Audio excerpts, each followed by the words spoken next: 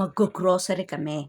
Alam niyo kasi 'pag magbabagong taon kailangan puno ng grocery yung ating mga lalagyan, tsaka yung mga ref para siksik liglig buong taon, 'di ba?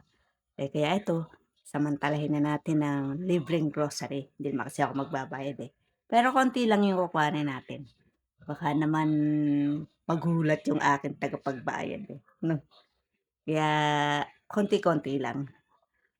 Hindi ko naman siya hindi ko naman sobrang dadamihan 'no. 'Yan, 'di na nga ako naka-order niyan sa online. Alam niyo kasi 'yan yung aking mabentang mantika sa ano, sa TikTok. Ang problema, may naiinggit, ine-report ako.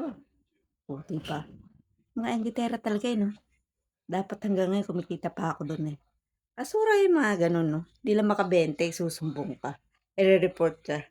Mano kung ayaw nila sa'yo, eh, scroll na lang, dapat gano'n. Pero hindi bale, okey lang yun. Hindi ko naman ikamamatay yun na ni-report niya ako. Baka siya mamatay, baka akala niya lilipat sa kanya yung mga bumibili, oh, 'di ba?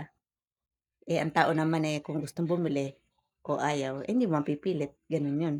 Kaya tayo, 'wag nating ugaliin yung mainggit sa ibang tao. 'Pag nakakabenta sila, kunwari update sila, makakabenta, eh, nanonood ka lang, naiinggit ka, 'wag kang mag-report.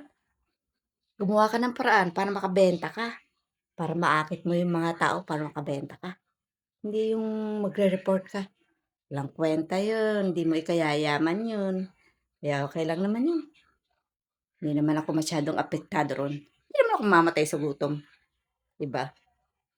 Oh, sana naman makabenta siya, yun lang yun. Oh, eto na nga pala yung aking na grocery. Akala ko konti lang 'no, pero hindi pa naman umabot yan ng 5K, 4K lang yun, eh. Hmm, ayan na, let's go na.